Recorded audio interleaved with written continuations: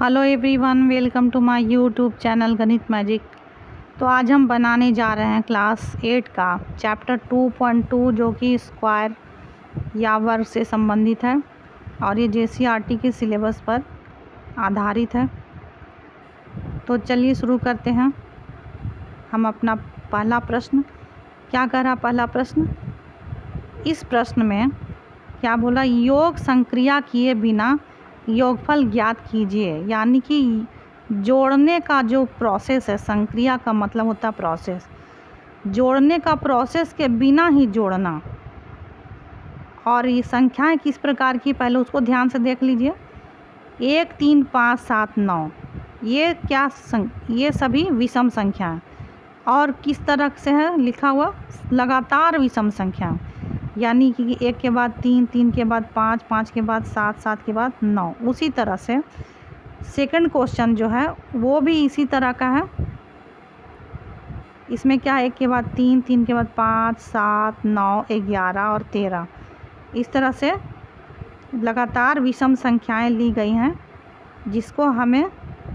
जिसका योगफल निकालना है, लेकिन जोड़ना नहीं है। तो ये कैसे होगा, इसको जानने के लिए हम कुछ तथ्य पर ध्यान देते हैं।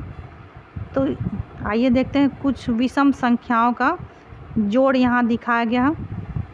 विषम संख्याओं का जोड़, ये सबसे पहली विषम संख्या क्या होती है, 1 होती है, जिसका कि यहाँ वर्ग करके दिखा गया। 1 का वर्ग होता है 1।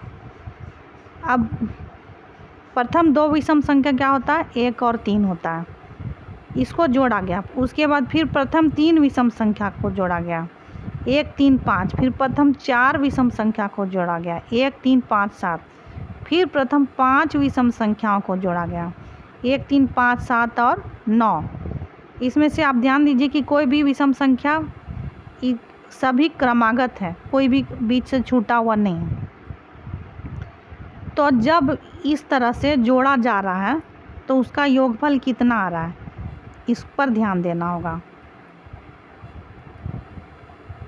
तो जब प्रथम 2 विषम संख्या का योग लिया गया तो जोड़ते हैं, तो 1 और 3 को जब हम जोड़ेंगे तो कितना आएगा, 4 आएगा। और 4 किसका वर्ग है, 2 का वर्ग है। जब पहला 3 विषम संख्या को जोड़ते हैं तो वो कितना आता है, 9 आता है, योगफल 9 आता है, जो कि 3 का वर्ग है। पहला 4 विषम संख्या को जब हम लेते हैं तो 16 आता है, जो कि 4 का वर्ग है। प्रथम 5 विषम संख्या को जब हम जोड़ते हैं तो 25 आता है, जो कि 5 का वर्ग है। इस तरह से जब हम 1 विषम संख्या लेते हैं तो 1 का वर्ग आता है। 2 विषम संख्या को जब हम जोड़ते हैं जो कि लगातार, तो 2 का वर्ग आता है। 3 विषम संख्या को लेते हैं तो 3 का वर्ग आता है। 4 लगातार विषम संख्या को जोड़ते हैं तो 4 का वर्ग और 5 का वर्ग। अगर हम 6 विषम संख्या को लेंगे तो क्या आएगा, 6 का वर्ग आएगा। और अगर n विषम संख्या को हम लेंगे और उसको जब हम जोड़ेंगे तो योगफल कितना आएगा, जितना विषम संख्या लिए थे, कितना विषम संख्या लिए थे, n लिए थे, तो n का वर्ग आएगा। तो इसी के अनुसार हम इस पहले क्वेश्चन को बहुत ही आसानी के साथ बना सकते हैं। पहला क्वेश्चन क्या कह रहा है, 1, 3, 5, 7 और 9 को जोड़िए। तो ये पहले ये ध्यान दीजिए कि ये सब जितने भी विषम संख्या हैं वे लगातार है कि नहीं है। तो ये लगातार है, 1 के बाद 3 के बाद 5, 7, 9 सब लगातार है। अब कितना विषम संख्या लिया गया, इसको गिनती करना, 1, 2, 3, 4, 5, 5 वो विषम संख्या लिया। तो सीधे क्या करना, जितना विषम संख्या लिया उसका वर्ग कर देना, यानी कि 5 का स्क्वायर कर देना। और 5 का स्क्वायर बराबर कितना होगा, 25 होगा। तो प्रथम 5 विषम संख्याओं का जोड़ कितना हो गया, 25 हो गया। अब दूसरा प्रश्न देखिए, दूसरा प्रश्न में क्या है, 1, 3, 5, 7, 9, 11 और 13। 13 यहाँ पे छूट गया, 13 दिखाई नहीं दे रहा है। कितना विषम संख्या, सबसे पहले चेक कीजिए कि लगातार है कि नहीं। तो 1 के बाद 3, 3 के बाद 5 के बाद 7, 9, 11 और 13 सब लगातार है। अब हमें गिनती करना होगा कि कितना विषम संख्या, 1, 2, 3, 4, 5, 6, 7 विषम संख्या। तो 7 विषम संख्या लिया गया है और इन सब को जोड़ना है। तो 7 विषम संख्या तो 7 लेंगे और 7 का वर्ग कर देंगे, कितना आ जाएगा, ये आ जाएगा 49। तो इन सब का योगफल कितना आ गया, 49 आ गया। अब अगला प्रश्न देखिए, अगला प्रश्न तीसरा प्रश्न में कितना विषम संख्या लिया गया, लगातार है कि नहीं, लगातार विषम संख्या है। तो ये 1 2 3 4 5 6 और इधर कितना हो गया 7 8 9 10 11। तो टोटल कितना विषम संख्या यहाँ पर लिया गया, 11 विषम संख्या लिया गया। तो इसका वर्ग, इसका योगफल कितना हो जाएगा, इन सब का योगफल हो जाएगा जितना विषम संख्या लिए। कितना विषम संख्या लिए थे, 11 लिए थे। तो हम क्या करेंगे, यहाँ पर 11 लिखेंगे और इसका वर्ग कर देंगे। तो 11 का वर्ग कितना आएगा, 11 को जब हम 11 से गुना करते हैं तो वो आता है 121, 121 आता है। तो इन सब का योगफल कितना हो जाएगा, 121 हो जाएगा। अब अगला क्वेश्चन देखिए, अगला क्वेश्चन देखने के पहले एक एग्जाम्पल आप देख लीजिए। 53 का वर्ग और 54 का वर्ग, जब हम इन दो संख्या का वर्ग करेंगे तो वर्ग संख्या जो आएगा, जैसे 53 को 53 से गुना करेंगे तो जो भी आएगा, 54 को 54 से गुना करेंगे तो जो भी आएगा, मान लीजिए कि ए और बी आया, तो ए और बी के बीच में कितना संख्या पड़ रहा है, उन सब का गिनती पूछा जा रहा है कि इन सब के बीच में टोटल कितना प्राकृत संख्या आ रहा है। तो जब बड़ा नंबर होगा तो हमको गिनने में बहुत ज़्यादा टाइम लग जाएगा, इसलिए इसका एक फॉर्मूला होता है कि जब भी दो लगातार संख्या लेते हैं और जब हम उसका वर्ग करते हैं, तो यहाँ 53 और 54 लगातार है, n और n+1 लगातार है। जब इन दोनों का वर्ग किए यानी कि n² और n+1 का होल स्क्वायर, तो दोनों के बीच में कितना संख्या पड़ेगा, दोनों के बीच में उतना ही संख्या पड़ेगा जो कि छोटा वाला संख्या को 2 से गुना करने पर आता है।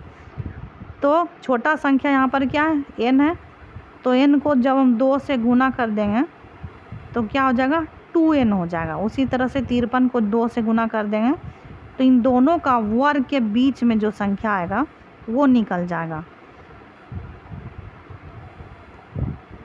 यहाँ पर देखिए बनाया हुआ है, दो लगातार संख्याओं के वर्गों के बीच में कितनी संख्या आती, 2n संख्या आती। तो 53 और 54 का वर्ग के बीच में कितना संख्या आएगा, छोटा संख्या 53, तो 53 को 2 से गुना कर देंगे, क्या आ जाएगा 106। अब इसी पर आधारित है हमारा अगला क्वेश्चन। निम्नलिखित संख्याओं के वर्गों के बीच में कितनी प्राकृत संख्याएं हैं, उसको लिखना है। तो सबसे पहला क्वेश्चन है 43 और 44। 43 का वर्ग और 44 का वर्ग जब हम करेंगे और जब वर्ग करने के बाद जो संख्या आएगा तो उन दोनों संख्या के बीच में कितना संख्या पड़ेगा। तो छोटा इसमें क्या है, 43 है। 43 को 2 से गुना कर दीजिए, 43 को 2 से गुना करने पर कितना आता है, 3 दूनी 6 और 4 दूनी 8। यानी कि 43 का वर्ग और 44 के वर्ग के बीच में कितना संख्या हमको मिलेगा, 86 संख्या मिलेगा। दूसरा प्रश्न क्या है, दूसरा प्रश्न है कि 14 और 15 जब इन दोनों का हम वर्ग करेंगे, यानी कि 14 स्क्वायर और 15 का स्क्वायर करेंगे, तो 14 को 14 से गुना करने पर कितना आएगा और 15 को 15 से गुना करने पर जितना भी आएगा, उन दोनों के बीच में जो कितना संख्या आएगा उसका गिनती पूछा जा रहा है।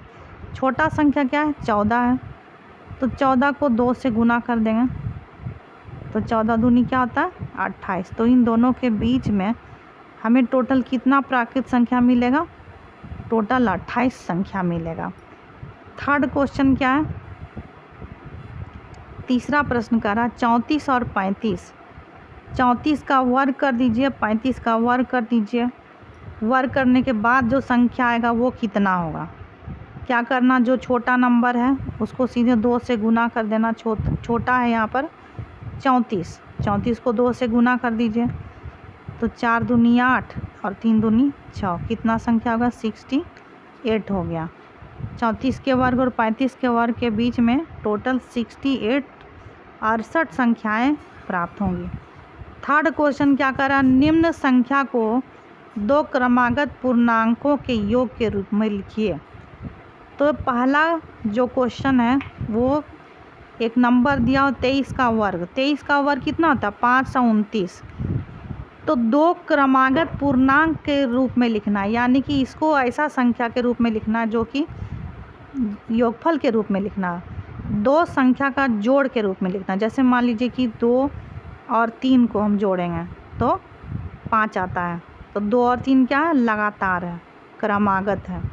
तो इसी तरह का संख्या हमें लिखना है। 2 3 जोड़ने पे 529 नहीं आता, ये हमने एक एग्जाम्पल के तौर पर कहा। अब 529 को कौन सा 2 संख्या को जोड़ेंगे कि 529 भी आ जाएगा और दोनों आगे पीछे भी होगा, मतलब कि एक संख्या दूसरी संख्या से एक बड़ा या एक छोटा जो भी कहिए क्रमागत होगा। तो इसके लिए हम क्या करते हैं 529 को 2 से भाग देंगे, 529 का आधा निकालेंगे, ये क्या आएगा 264.5 आएगा भाग देने पर। अब 264.5 के ठीक पहले क्या आएगा 264 आएगा, और 264.5 के ठीक बाद में क्या आएगा 265 आएगा। अब 264 और 265 को जोड़ के देखिए, जब हम इन दोनों को जोड़ते हैं तो आ जाता है 529, यानी कि 23 के वर्ग को हम लिख सकते हैं 264 जोड़ 265। तो 2 क्रमागत पूर्णांक के रूप में भी 2 क्रमागत पूर्णांक का जोड़ के रूप में हम 23 के वर्ग को यहाँ पर लिख दिए, यही हो जाएगा इसका उत्तर।